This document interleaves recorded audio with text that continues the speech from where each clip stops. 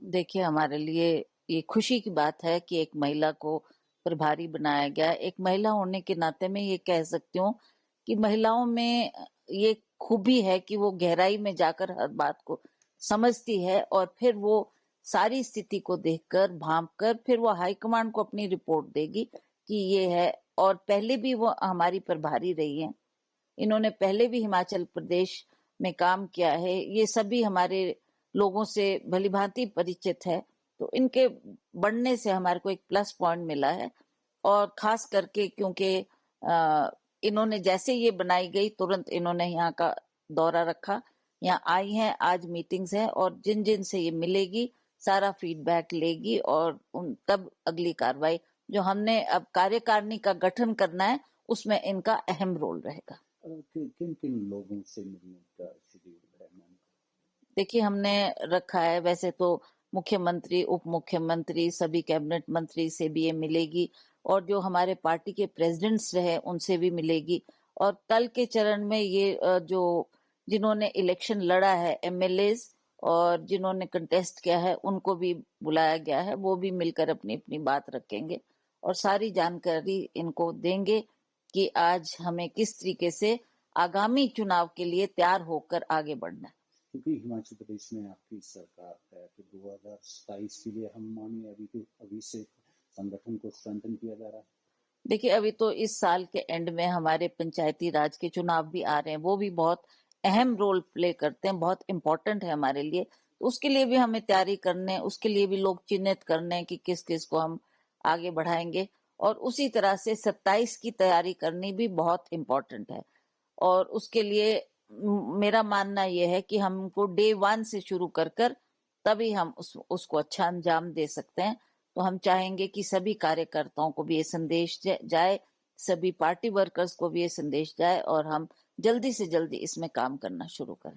Apart from this हम जानना चाहेंगे हिमाचल प्रदेश सरकार ने रिसेंटली एक जो language art and culture department की ओर से एक चिट्ठी जारी हुई थी डेप्यूटी कमिश्नर से को जिसमें कहा गया था जो टेम्पल ट्रस्ट है उनकी मीटिंग्स कंडक्ट की जाए और उसमें से जो फंड्स हैं टेम्पल्स के पास वो सुखाश्रय स्कीम में जो एक अनाथ बच्चों के लिए स्कीम शुरू की गई है उसमें कंट्रीब्यूशन करें। बीजेपी कह रही है कि जो कांग्रेस है वो अपनी गारंटीज पूरी करने के लिए मंदिरों को टारगेट कर रही है यूजिंग टेम्पल्स एज एटीएम। इस तरह के बयान आ रहे हैं और वो कह रहे हैं कि बाकी दूसरे रिलीजियस ऑर्गेनाइजेशंस को चाहे वो गुरुद्वारा हो चाहे मस्जिद हो उनको नहीं लिया गया केवल टेम्पल को टारगेट किया जा रहा है। आप किस तरह से देखते हैं? देखिए, ये बात सही है कि जो हमारे सुख आश्रय है वो एक अच्छे कॉज के लिए गवर्नमेंट रन कर रही है कि जो बच्चे अनाथ है जिनको कोई सहारा नहीं है, जिनके माँ बाप नहीं है, रिश्तेदारों का उनको सहारा नहीं मिल रहा, तो उसके लिए सुख आश्रय बनाया गया कि इन बच्चों को हम अच्छी तरह से एजुकेट करेंगे, इन बच्चों को अच्छा खान पान देंगे, अच्छा पहरावा देंगे ताकि ये ऐसा ना महसूस करे कि हम अनाथ है। तो इस मकसद से हम चाहते हैं, मंदिरों की बात ही नहीं है, हम चाहते हैं कि लोग इसमें जो अफोर्ड कर सकते हैं इसमें आके बढ़ चढ़ कर दान दें और अच्छे कार्य के लिए अपना योगदान अवश्य दें।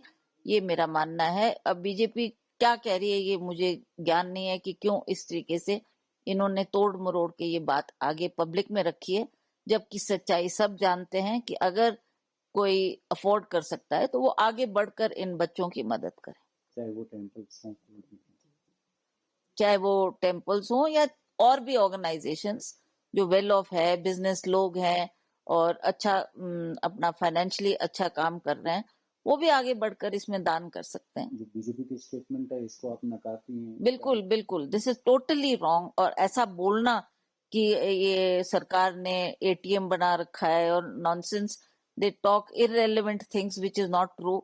दे शुड सी कि किस कॉज के लिए मांगा जा रहा है। अनाथ बच्चों के लिए आप भी आगे बढ़कर आओ। मैं बीजेपी के लोगों से भी आह्वान करती हूँ कि आप भी अच्छे कॉज के लिए इन बच्चों को इनका भविष्य सुधारने के लिए हम सब पार्टी से ऊपर उठकर इन लोगों की मदद करें।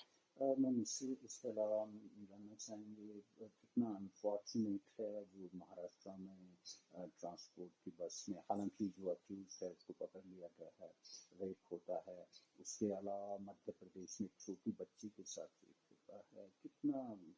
unfortunate है these kind of incidents happening? देखिए, ये बहुत ही दुर्भाग्य की बात है, बहुत ही अनफॉर्चुनेट। ये एक क्रिमिनल एक्ट की तरह है कि किस तरीके से मनुष्य ऐसा सोच भी सकता है।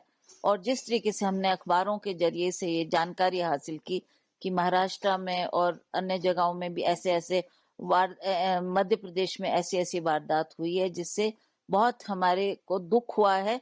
और मैं ये कहना चाहूंगी कि मोदी सरकार को अवश्य इसके बारे में सोच करनी चाहिए और कुछ ना कुछ कदम उठाने चाहिए, और जो आरोपी पकड़े जाते हैं उनको कड़ी से कड़ी सजा दी जाए। हमसे जुड़े रहने के लिए हमारे YouTube चैनल को सब्सक्राइब करें और नई वीडियो की नोटिफिकेशन के लिए बेल आइकॉन को दबाएं।